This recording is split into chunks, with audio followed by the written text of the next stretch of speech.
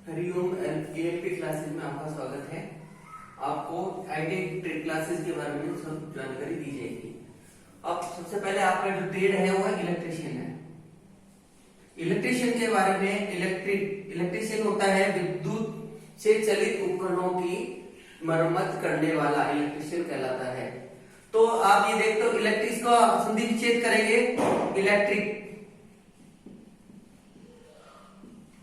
Electric एक English रूप है, इसको हिंदी में बोलेंगे विद्युत।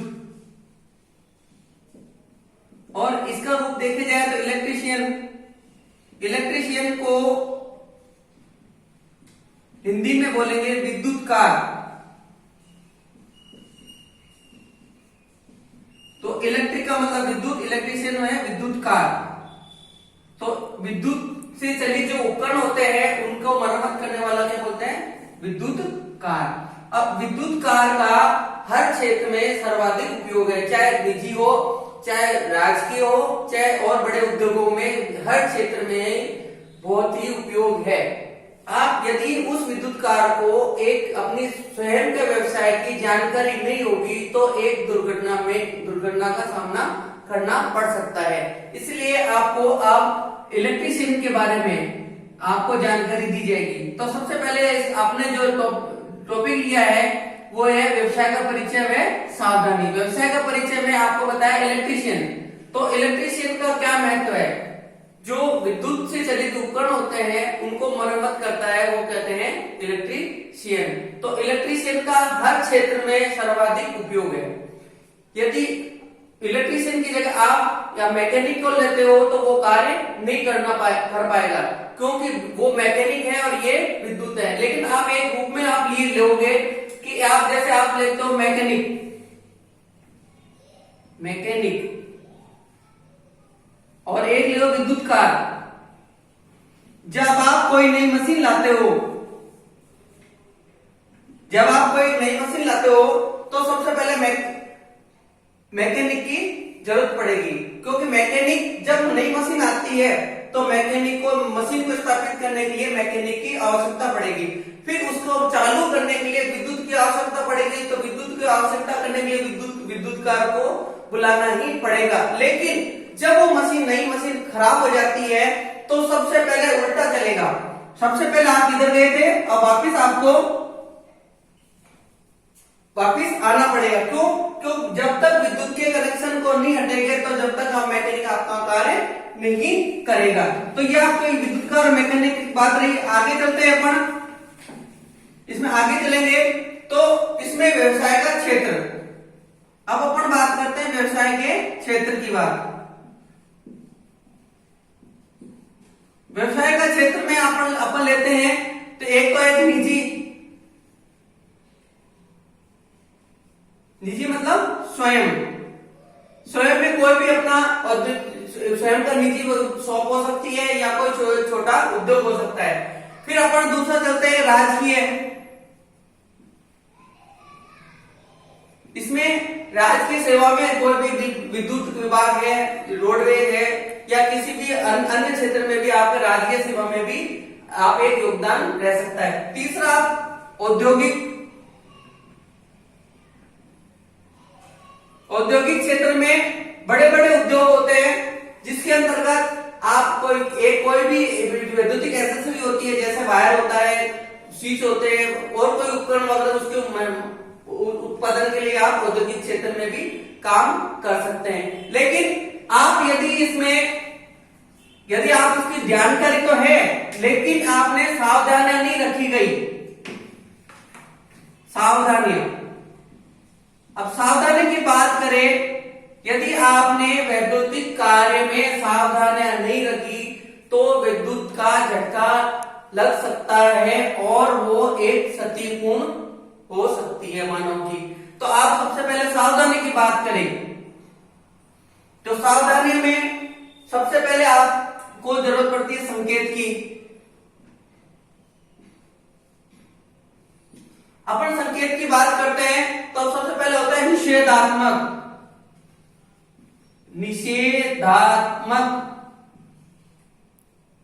नाम से मालूम पड़ रहा है निषेधात्मक मतलब नहीं करना है। ये काम आपको नहीं करना। आप बड़े बड़े जगह देते होंगे, कभी आपने लगा होगा स्मोकिंग का, जैसे मैं आपको चिन्ह के माध्यम से आपको बता रहा हूं। तो आपने गोलानुमा देखा होगा और एक क्रॉस देखा होगा, उसके अंदर आपको काला चिन्ह देखा होगा, तो ये आपको निषेधात्मक, इसका अर्थ है आपको नो स्मोकिंग, इसको बोलते हैं नो स्मोकिंग।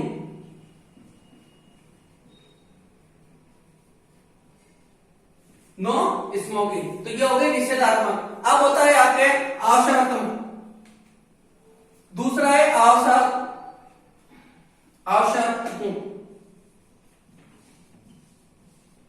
इसमें आपको कार्य करना है। तो इसमें जैसे आपको होता है हेलमेट पहनना है, चश्मा पहनना है, तो आप ये आवश्यक है। तीसरा है आपका सूचनात्मक।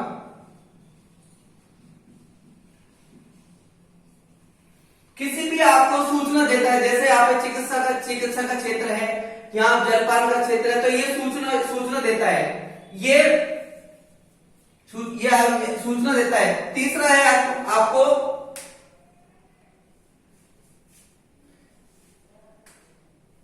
ये तो सावधानी की बात, यदि आप सावधानी नहीं रखी तो क्या हो सकती है? आग। सावधानी रखी तो आग लग सकती है, और आग लगती है तीन चीजों को मिलके।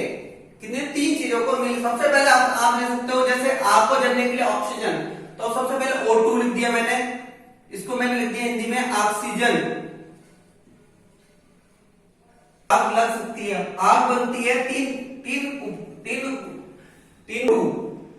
ऑक्सीजन। दूसरा है आपका फ्यूल का ईंधन।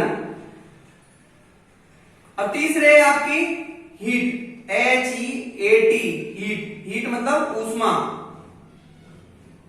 इन तीनों को यदि आप मिला देते हो तो एक आग का रूप बन सकता है।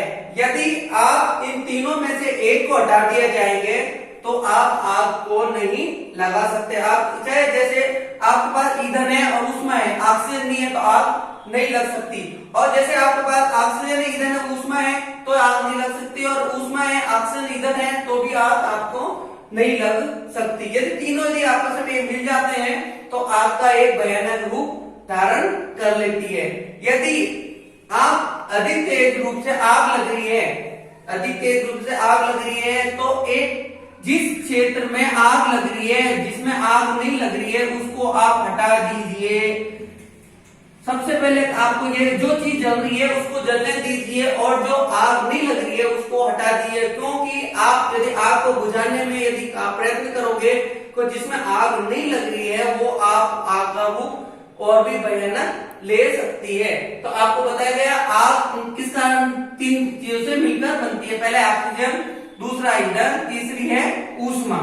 तो इन तीनों से मिलकर आपको आग का निर्माण किया जा सकता है। और अब इसको आग यदि लग गई तो आग का एक निराकरण भी करना होता है, एक उसका दमन भी करना पड़ता है।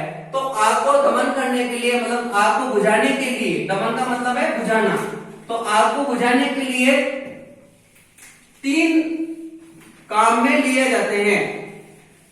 पहला है आपका मिट्टी के द्वारा, पहला है मिट्टी, दूसरा है जल, और तीसरा है आपका अग्निशामक यंत्र।